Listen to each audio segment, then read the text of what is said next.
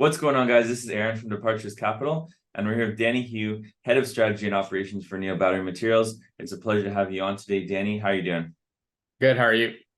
I'm good, excited to be talking about the company. So could you provide us with a brief overview of Neo Battery Materials for investors who may not be familiar with the company? And could you give me more details about Neo's recent advancements in the EV battery sector? Yeah, sure. So we know last year that the global car sales, 15% of it were EVs. And by 2035, McKinsey actually predicts that the largest automotive markets will actually be fully electrified. Now, the EV adoption or penetration rate really depends on EV battery performance, whether it be it a longer driving range or ultra fast charging, and EV battery cost reductions. Well, here at Neo Battery Materials, we're developing a unique solution called silicon anode materials to expand the driving range by more than 20%, enable ultra fast charging, and cut down EV battery costs significantly, all at the same time. To give you a little more context, today 4 core battery materials exist. Now, the cathode is composed of nickel, lithium, cobalt, manganese, and these kind of battery metals. And the anode is comprised of graphite, and there's the third separator as well as the electrolyte.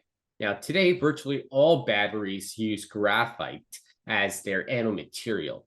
Now, this is actually the major cause of problems such as slow charging and a short driving range. Therefore, silicon is actually recognized to be a catch-all solution to sort of make up the deficits of graphite today.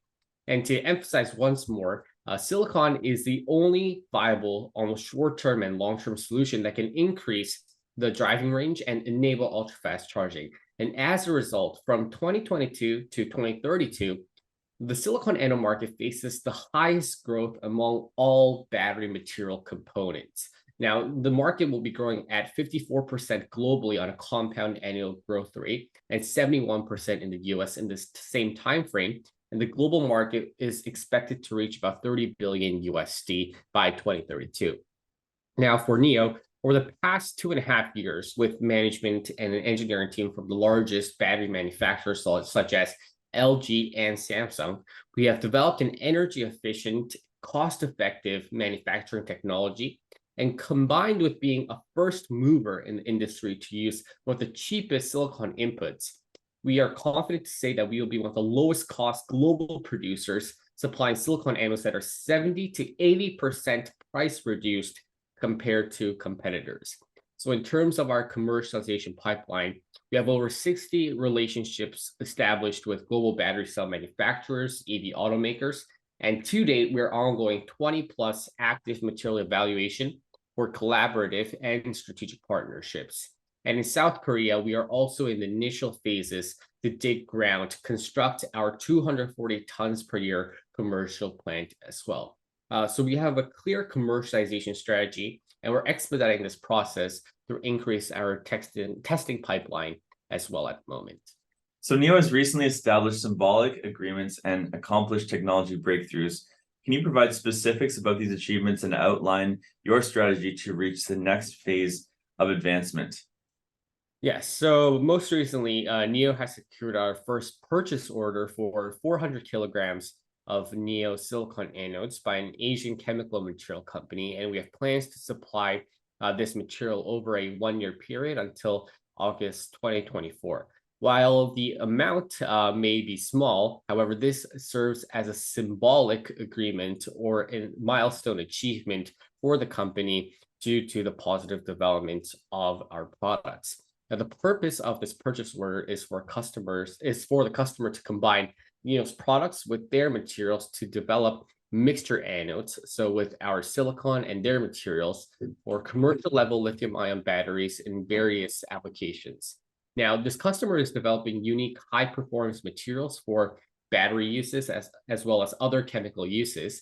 And they have been testing with several global battery and EV manufacturers on a long-term basis. So when they do actually manufacture this product, they'll present the combined product to those parties as well.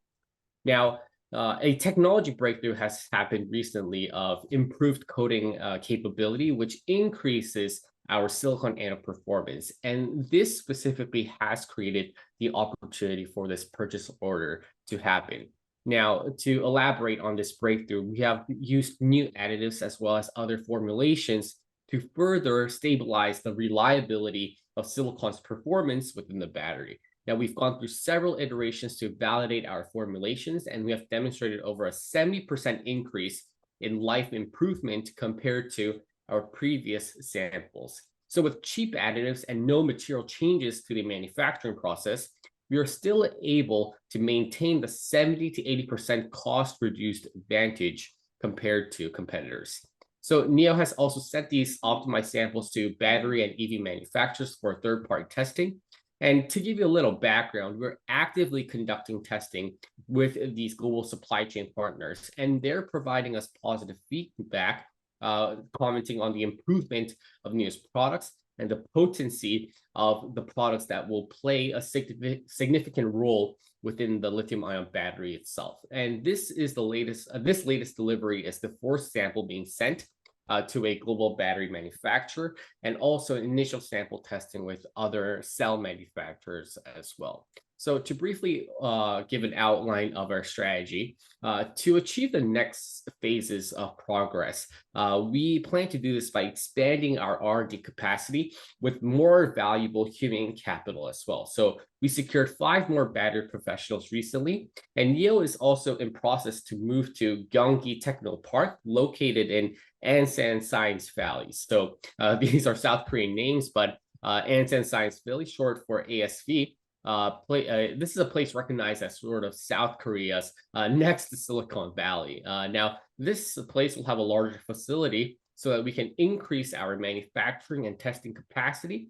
And this area situates member firms such as LG Innotek, Hanyang University, Korea Testing Laboratories, so that we can further collaborate on testing and collaborations as well. So as mentioned, as we have established productive relationships with global players, these collaborations are aiding us to reach new levels of performance milestones. So despite working around a short timeline, these companies have been thoroughly impressed by our performance and our improvements, and we are diligently working to ink advanced agreements such as joint development collaboration agreements with these parties.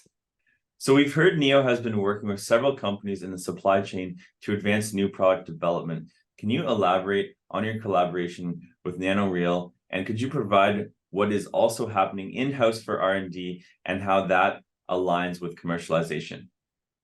Yes, so for any company, whether be it with a small or big company, collaborations, joint developments are the best segue to commercialization and huge upside catalysts. And this is why our advancement with NanoReal has been critical. So since our inception, NIO has researched and filed patents on sort of a wonder carbon nanomaterial called carbon nanotubes, or CNTs, which are different from graphene. So CNTs actually demonstrate a very robust property to enhance the performance of silicon because it's 100 times stronger than steel with high electrical conductivity like copper, but it's much more cheaper to manufacture compared to graphene. So with NanoReal's refined CNT materials, we have used their products as another nanocoating layer for NIO's silicon anode materials.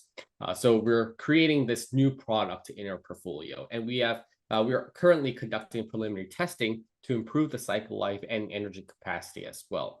And what is more interesting is this is actually the first EV battery materials collaborative product being developed by 2 Canadian Ontario-based companies, and we've named this project 2NCSI. So using this name, we will jointly apply to non-dilutive funding and other commercialization plans in Ontario. And we both have a vision to help Ontario and Canada become an indispensable EV battery hub. And also internally, we have formed an R&D task force for solid-state batteries, or SSBs for short. Now, SSB is another hot material, as this next generation material has the capability to increase the EV driving range, but most importantly, be fire resistant. So multiple global battery and EV manufacturers have requested for NIO Neo's materials to be compatible with solid-state batteries. Now, due to high demand, we have secured top battery professionals and experts for solid-state batteries, and we aim to launch a new product, silicon anode product that is compatible to be in solid-state batteries. So Neo's products are highly versatile, being applicable into any kinds of battery formats or chemistries, and our products are resistant to obsolescence. So not only are we targeting the current materials, but we have a long-term plan to be relevant throughout the growing lifetime of the EV and electronics industry.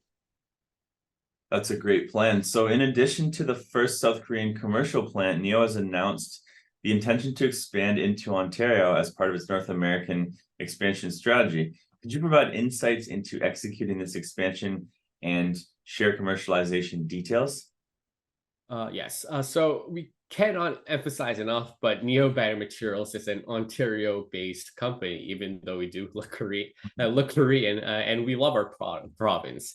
And in Ontario, a multitude of global supply chain players are heading into the province. The LG Stellantis joint venture called Nexstar Energy is being located in Windsor, and Volkswagen's battery plant is also being constructed near the St. Thomas area as well. So initially, for Neo Battery Materials, we've made an application to a federal level grant funding of about 1.5 million Canadian dollars for a total project estimate of $2 million. Now, to grow the quantum of the funding much larger, we are actively discussing with the provincial government, other municipalities, townships, and academic institutions to establish a well-connected Canadian network so that we can really get a boost in the next coming years. So we eye to construct our second commercial plant here near the Greater Toronto area, and we will fund this plant through a majority with non-dilutive funding. So this is how we will protect the dilution problem, but scale rapidly using government money. So we are currently discussing about economic incentives, supply chain proximity, sites, as well as other trade programs and other relevant considerations with these officials to determine the optimal location and environment. And we will provide another update with regards to our South Korean commercial plant and our Ontario operations through a subsequent press release. That's a great plan, Danny. Well, I look forward to having you back on. Thank you for all the updates, and best of luck with everything until the next time. Thank you.